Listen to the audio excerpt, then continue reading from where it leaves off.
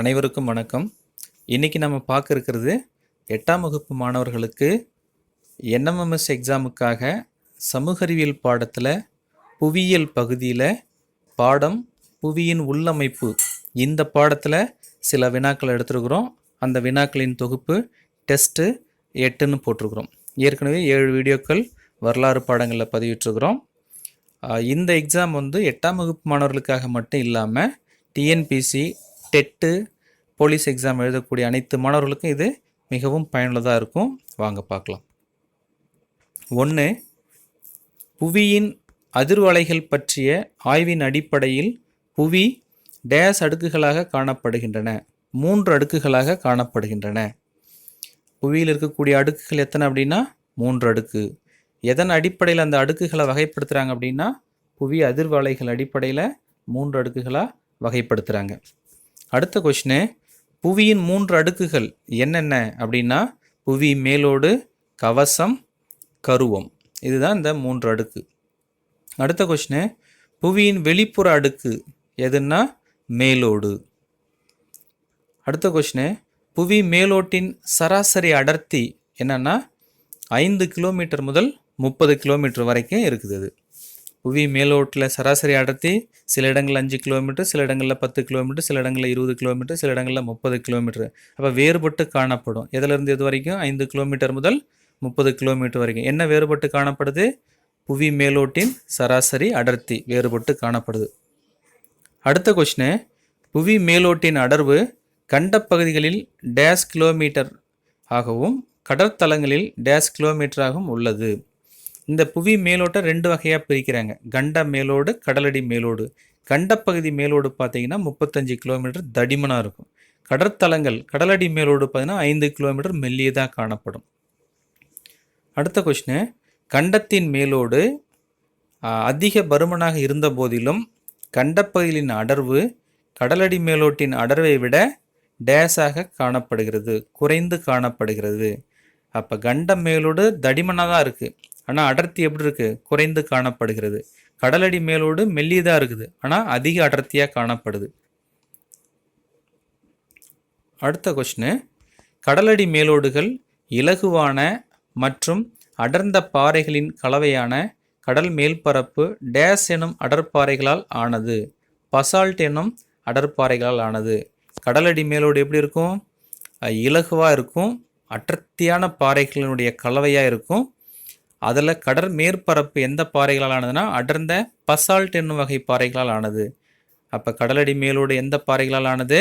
Basalt என்னும் பாறைகளால், அடற்பாறைகளால் ஆனது. அடுத்த கொஸ்டின், புவியின் நீர்ப்பரப்பு எவ்வளோ இருக்குது அப்படின்னா 71%. புவியின் நீர்ப்பரப்பு 71%. அடுத்த கொஸ்டின், கரும் பாறைகளால் ஆன கண்டங்களின் மேற்பகுதி டேஸ் மற்றும் டேஸ் தாதுக்களால் ஆனது, சிலிக்கா மற்றும் அலுமினிய தாதுக்களால் ஆனது. அப்போ கண்டம் மேலோடு எந்த பாறைகளால் ஆனதுன்னா கரும் பாறைகளால் ஆனது. இப்படி ஒரு கொஸ்டின் கேட்கலாம். கண்டம் மேலோட்டில் உள்ள தாதுக்கள் என்ன அப்படின்னு கேட்டால் சிலிக்கா மற்றும் அலுமினியம். சரிங்களா? அடுத்த கொஸ்டின், கண்டங்களின் மேற்பகுதியை எவ்வாறு அழைக்கின்றோம்? சியால் என அழைக்கின்றோம். கண்டங்களின் மேற்பகுதி சியால். என்ன காரணம்னா சியால் பார்த்தீங்கன்னா சிலிக்கா, எஸ்ஐ, சிலிக்காவுக்கு எழுத்து எஸ்ஐ, அலுமினியத்துக்கு ஏஎல். அப்போ எஸ்ஐஏஎல் பார்த்தீங்கன்னா சியால். சரிங்களா? அப்போ கண்ட மேற்பகுதி சியால். அடுத்த கொஸ்டின், கண்ட மேற்பரப்பின் சராசரி அடர்த்தி என்ன அப்படின்னு பார்த்தீங்கன்னா 2.7 கிராம் பை சென்டிமீட்டர் கியூப். கண்ட மேற்பரப்பின் அடர்த்தி 2.7 கிராம் பை சென்டிமீட்டர் கியூப். அடுத்த கொஸ்டின், மேலோட்டின் கீழ்ப்பகுதி அடர்ந்த டேஸ் பாறைகளாலான ஒரு தொடர்ச்சியாகும், பசால்ட் பாறைகளான ஒரு தொடர்ச்சியாகும். அடுத்த கொஸ்டின், கண்ட மேலோட்டின் கீழ்ப்பகுதி டேஸ் மற்றும் டேஸ் தாதுக்களால் ஆனது, சிலிக்கா மற்றும் மக்னீசியம் தாதுக்களால் ஆனது. கண்ட மேலோட்டின் மேற்பகுதி என்னன்னு பார்த்தோம்? சிலிக்கா மற்றும் அலுமினியத்தால் ஆனது. கண்ட மேலோட்டின் கீழ்ப்பகுதி சிலிக்கா மற்றும் மக்னீசியம் தாதுக்களால் ஆனது. அடுத்த கொஸ்டின், கண்ட மேலோட்டின் கீழ்ப்பகுதியை எவ்வாறு அழைக்கிறோம் அப்படின்னா சிமா. அங்கே சியால்னு பார்த்தோம், சிலிக்கா அலுமினியமும் சேர்ந்து சியால். இங்கே சிலிக்கா மெக்னீஷியம் எஸ்ஐயும் எம்ஏவும் சேர்ந்து சிமா அப்படின்னு இருக்குது. அடுத்த கொஸ்டின், கண்ட மேலோட்டின் கீழ்ப்பகுதியின் சராசரி அடர்த்தி 3.0 கிராம் பை சென்டிமீட்டர் கியூப். கண்ட மேலோட்டின் கீழ்ப்பகுதியின் சராசரி அடர்த்தி 3.0 கிராம் பை சென்டிமீட்டர் கியூப். அடுத்த கொஸ்டின், புவியின் மேலோட்டின் கருப்பொருளாக அமைந்துள்ளது சியால் மற்றும் சிமா. புவி மேலோட்டில் மிக முக்கியமான பொருள் என்னன்னா சியால் மற்றும் சிமா. அடுத்த கொஸ்டின், சியால் அடர்த்தி சிமா அடர்த்தியை விட குறைவானதால் டேஸ் கண்டங்கள் மிதக்கிறது. சியால் கண்டங்கள் மிதக்கிறது. அப்போ சிமா சியால் அப்படி ரெண்டு இருக்குது. அப்போ சியால் அடர்த்தி சிமா அடர்த்தியை விட குறைவு. அதனால் என்ன பண்ணுது, சியால் அந்த கண்டத்தின் மேலே மிதக்குது. அடுத்த கொஸ்டின், புவி மேலோட்டின் அடுத்த அடுக்கு கவசம். இப்போ மேலோடு பார்த்தோம், அதில் மேலோட்டில் 2 வகை, கண்ட மேலோடு கடலடி மேலோடு பார்த்தோம். அதுக்கு அடுத்தபடியாக 2வது அடுக்கு கவசம். மேலோட்டுக்கு கீழே இருக்கக்கூடிய அடுக்கு கவசம். அடுத்த கொஸ்டின், புவி மேலோட்டையும் கவச மேலோட்டையும் பிரிக்கும் எல்லை என்ன அப்படின்னு பார்த்தீங்கன்னா மோகோரோவிசிக். மோகோரோவிசிக் இதுதான் அந்த புவி மேலோட்டையும் கவச மேலோட்டையும் பிரிக்கக்கூடிய எல்லை. புவி மேலோட்டையும் கவச மேலோட்டையும் பிரிக்கக்கூடிய எல்லை மோகோரோவிசிக். அடுத்த கொஸ்டின், கவசத்தின் தடிமன் எவ்வளோ அப்படின்னா 2900 கிலோமீட்டர். ரொம்ப தடிமனாக இருக்குது. இது 2900 கிலோமீட்டர். அடுத்த கொஸ்டின், மேல் கவசம் 3.4 முதல் 4.4 கிராம் பை சென்டிமீட்டர் கியூப் அடர்த்தியில் டேஸ் கிலோமீட்டர் பரப்பளவில் உள்ளது. 700 கிலோமீட்டர் பரப்பளவில் உள்ளது. எப்படி மேலோட்ட 2ஆக பிரிச்சோமோ அது மாதிரி கவசத்தையும் என்ன பண்ணுறாங்க, 2ஆக பிரிச்சிருக்காங்க. மேல் கவசம் கீழ் கவசம்னு பிரிச்சிருக்காங்க. அப்போ மொத்த தடிமன் 2900 கிலோமீட்டர். மேல் கவசம் பார்த்தீங்கன்னா 700 கிலோமீட்டர். அடுத்து கீழ்கவசம். அடுத்த கொஸ்டின், கீழ்கவசம் பார்த்தீங்கன்னா 4.4 முதல் 5.5 கிராம் பை சென்டிமீட்டர் கியூப் அடர்வில் டேஸ் முதல் டேஸ் கிலோமீட்டர் பரப்பளவில் உள்ளது. அப்படின்னா 700 முதல் 2900 கிலோமீட்டர் பரப்பளவில் இது உள்ளது. அப்போ மொத்த தடிமன் பார்த்தீங்கன்னா கவசத்தின் மொத்த தடிமன் அப்படின்னு பார்த்தீங்கன்னா 2900 கிலோமீட்டர். மேல் கவசம் கீழ்கவசம் இருக்குது. கவசத்தில் எந்த பகுதி மிக தடிமனாக, அதாவது 3 அடுக்கு மேலோடு கவசம் கருவம், இது 3ல் மிக தடிமனான பகுதி கவசம்தான் 2வது அடுக்கு. இதில் மேல் கவசம் கீழ்கவசம் இருக்குது. இது 2ல் எது தடிமனாக இருக்கக்கூடிய பகுதினா கீழ்கவசம் தான் தடிமனாக இருக்குது. ஏன்னா 700 கிலோமீட்டர்லேருந்து 2900 கிலோமீட்டர் வரைக்கும் இது காணப்படுது. அடுத்த கொஸ்டின், புவியின் மையப்பகுதி டேஸ் என குறிப்பிடுகின்றனர். புவிக்கரு. இது 3வது அடுக்கு. புவியில் இருக்கக்கூடிய 3வது அடுக்கு புவிக்கரு. புவியில் இருக்கக்கூடிய மையப்பகுதி புவிக்கரு அப்படின்னு சொல்கிறாங்க. அடுத்த கொஸ்டின், புவிக்கரு டேஸ் என்றும் அழைக்கப்படுகிறது. பேரிஸ்பியர். புவிக்கருக்கு இன்னொரு பேர் பேரிஸ்பியர். அடுத்த கொஸ்டின், புவிக்கருவிற்கும் கவசத்திற்கும் இடையே உள்ள எல்லை, அந்த எல்லைக்கு பேர் பார்த்தீங்கன்னா வெய்சாட் குட்டன்பெர்க். புவி கருவுக்கும் கவசத்துக்கும் இடையே இருக்கக்கூடிய எல்லை வெய்சாட் குட்டன்பெர்க். புவி மேலோட்டுக்கும் கவசத்துக்கும் இடையே இருக்கக்கூடிய எல்லைக்கு பேர் மோகோரோவிசிக். புவி கவசத்திற்கும் கருவிற்கும் இடையே உள்ள எல்லை வெய்சாட் குட்டன்பெர்க். அடுத்த கொஸ்டின், வெளிப்புற புவிக்கரு திரவ நிலையில் இருக்கும் இரும்பு குழம்பாலான டேஸ் முதல் டேஸ் கிலோமீட்டர் பரப்பளவில் அமைந்துள்ளது.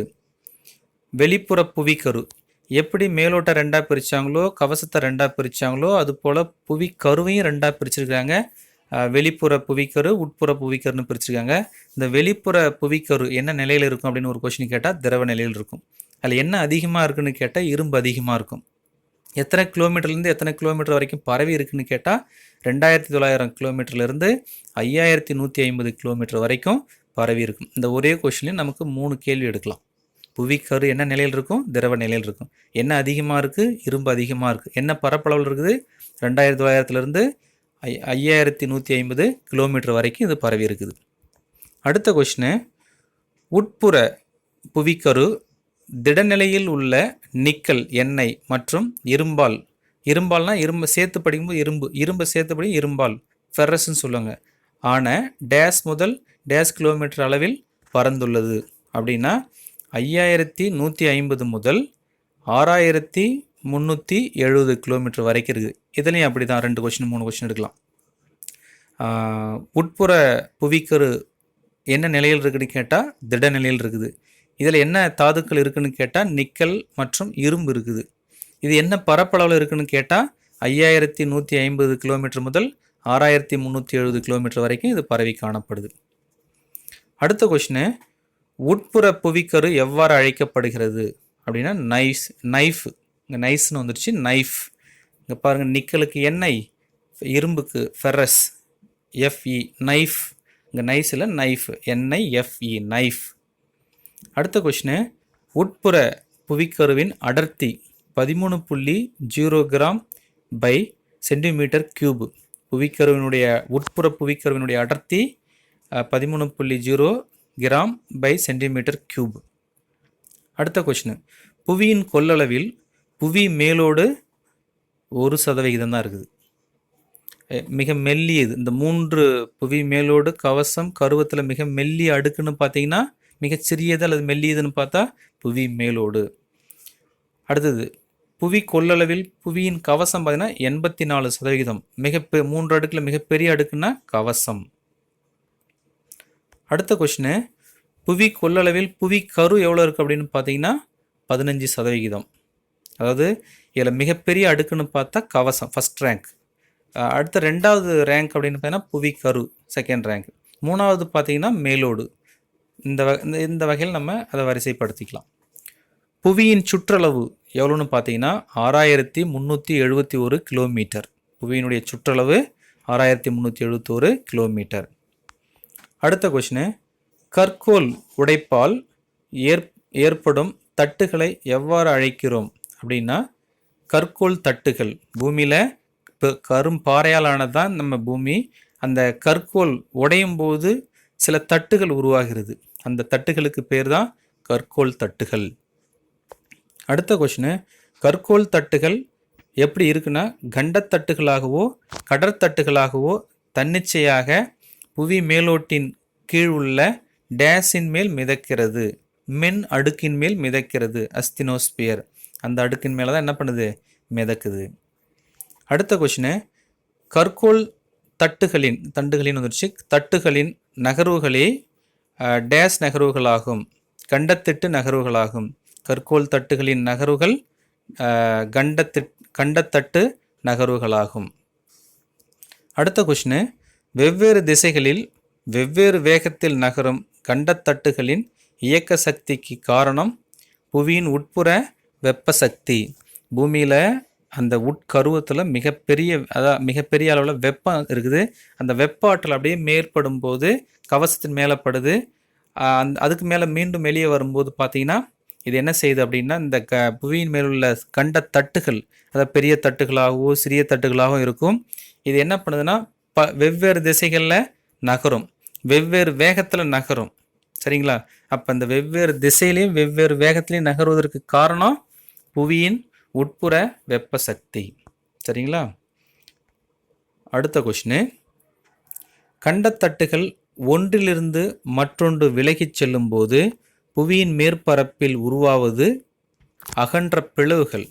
ஒன்றுலேருந்து ஒன்று 2 பிரிஞ்சு செல்லும் போது அங்கே புவியின் அப்போ பூமிக்கு உள்ளார நடக்கக்கூடிய இந்த கண்டத்தட்டுடைய நகர்ச்சியினால் அதனுடைய விளைவு எங்கே தெரியுதுன்னா பூமியில் மேற்பரப்பில் தெரியுது. எப்படி தெரியுது? இந்த விலகி செல்லும்போது அகன்ற பிளவுகளாக இங்கே தெரியுது. அடுத்த கொஷினு, ஓர் கடற்தட்டு கண்டத்தின் மேல் மோதும்போது டேஸ் கண்டத்தட்டின் கீழே சென்று விடுகிறது. தடிமனான கடற்தட்டு கீழே சென்று விடுகிறது. அதாவது கடற்தட்டில் தடிமன், மெல்லிய 2 வகையான கண்டத்தட்டுகள் இருக்கு இல்லைங்களா? அப்போ இந்த மெல்லிய தடிமனான கண்டத்தட்டுகள் மோதும்போது தடிமனான கண்டத்தட்டின் கீழே என்ன பண்ணுது, அது போயிடுது. தடிமனான கடற்தட்டு கண்டத்தட்டின் கீழே என்ன பண்ணிடுது, அது உள்ளே போயிடுது. அடுத்த கொஷினு, தடிமனான கடற்தட்டு கண்டத்தட்டின் கீழே செல்லும்போது ஏற்படும் அழுத்தத்தினால் மேற்பரப்பு உருகத் தொடங்கி கண்டத்தட்டுகளின் விளிம்பில் டேஸ் உருவாகிறது, எரிமலைகள் உருவாகிறது. இந்த தடிமனான கண்டத்தட்டு எதன் கீழே செல்லுது? கண்டத்தட்டின் கீழே செல்லுது. அப்போ கண்டத்தட்டு மேலே வந்துடுது, தடிமனான கண்டத்தட்டு கீழே போயிடுது. அப்போ மேலே உள்ளது என்னது? கண்டத்தட்டு. அந்த கண்டத்தட்டு என்ன பண்ணுதுன்னா அடியில் இருக்கக்கூடிய அழுத்தத்தின் காரணமாக மேற்பகுதி உருகத் தொடங்கிடுது. உருகத் தொடங்கும் போது அந்த கண்டத்தட்டுகளுடைய விளிம்பில் என்ன ஏற்படுதுன்னா எரிமலைகள் உருவாகிறது. சரிங்களா? அடுத்த கொஸ்டின், 2 தட்டுகள் மோதிக்கொள்ளும் போது அடர்த்தி வேறுபாட்டால் உருவாவது கடல் அகழிகள். அடர்த்தி, அந்த அடர்த்தி வேறுபாட்டால் ஒன்றுக்கு ஒன்று மோதும்போது கடலில் என்ன உருவாகுதுன்னா கடல் அடியில் கடல் அகழி. அகழினா பள்ளங்கள். இப்போ உலகில் மிக ஆழமான அகழி எதுன்னா மரியானா அகழி அப்படின்னு சொல்லுமா இல்லைங்களா? பசிபிக் பெருங்கடலில் இருக்கக்கூடிய மரியானா அகழி. இதெல்லாம் பார்த்தீங்கன்னா 2 தட்டுக்கள் மோதி கொள்ளும் போது அடர்த்தி வேறுபாட்டால் உருவானதான் அந்த கடல் அகழிகள். சரிங்களா? இது வரைக்கும் கேட்டீங்க. இது உங்களுக்கு மிகவும் பயனுள்ளதாக இருக்குன்னு நினைக்கிறேன். இது மிகவும் பயனுள்ளதாக இருந்தால் தொடர்ந்து சொல்லக்கூடிய வார்த்தை தான் சப்ஸ்கிரைப் பண்ணுங்கள். சப்ஸ்கிரைப் பண்ணிங்கன்னா நான் தொடர்ந்து பதிவேற்றம் செய்யக்கூடிய அனைத்து வீடியோ பதிவுகளும் உங்களுக்கு வந்து சேரும். இது உங்களுடைய நண்பர்களுக்கும் பயனுள்ளதாக இருக்குன்னு நீங்கள் நினச்சிங்கன்னா அவர்களுக்கும் ஷேர் செய்யுங்க. நன்றி.